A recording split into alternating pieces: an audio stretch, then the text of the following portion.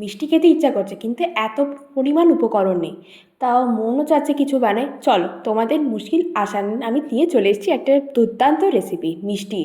আজকে বানাবো ছানা ছাড়া গোলাপজাম।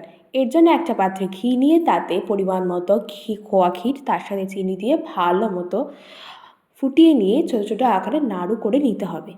এরপরে আমরা যদি বাড়িতে পাউরুটি থাকে আর কি ভাই, চল রেডি। এরপরে স্লাইড পাউরুটি নিয়ে সাইডগুলো ছুরি দিয়ে কেটে নিতে হবে। একটা পাত্রে দুধ নিয়ে সেই দুধে আমাদের কাটা পাউরুটিগুলো ভিজিয়ে নিয়ে দু হাতে আলতো করে চেপে দুধটাকে ঝারিয়ে নিতে হবে। এরপরে মাঝখানে নাড়ুগুলো দিয়ে গোল গোল আকারের লাড্ডুর মতো করে রাখতে হবে। এবারে একটা কড়াইতে তেল দিয়ে তার মধ্যে কিছুটা ঘি দিয়ে লাড্ডুগুলো ছেড়ে দিতে হবে।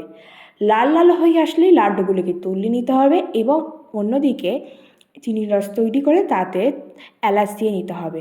আমাদের ভাজা লাড্ডুগুলো চিনি রসে দিয়ে 4-5 ঘন্টা রেখে দিলেই তৈরি হয়ে যাবে আমাদের ছানা ছাড়া গোলাপজাম।